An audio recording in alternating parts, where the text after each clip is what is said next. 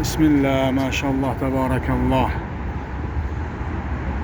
Barakatli Mısır yerlerinde. Kahire. Maşallah. Cennet daryolardan bir daryo. Nil sohillarıdamiz. Allohu akbar.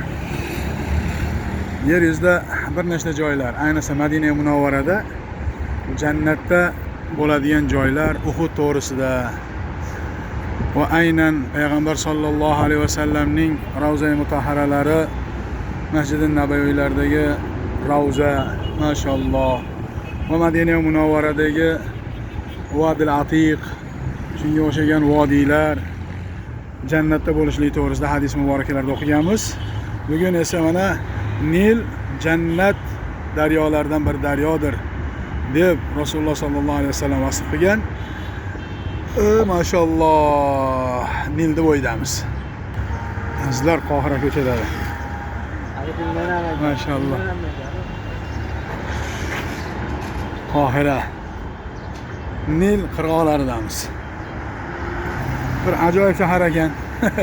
Maşallah, nihoyatda hayot qaynoq havosiga o'xshab qizigan. Odamlari ham maşallah.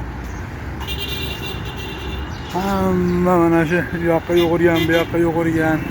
Maşallah, tabarakallah. Mana bu esa ko'prik ustidan Nilning ko'rinishi. Allohu akbar. Maşallah birodarlar, mana qaranglar, Nilni qaranglar, Nilni. Xo'p. Bu Nilni bundoq aytganda, demak, boshlanishi jannatdan, tugashi esa o'rta yer dengizga borib quyiladi. Allohu akbar. Boshlanishi jannat. Va jannatda inshaalloh bu daryoni ko'ramiz inshaalloh. Go'zal.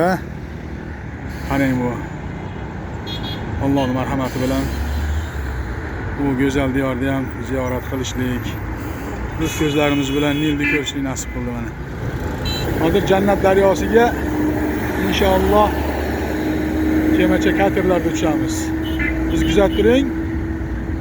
Biz sayohatda davom etyapmiz.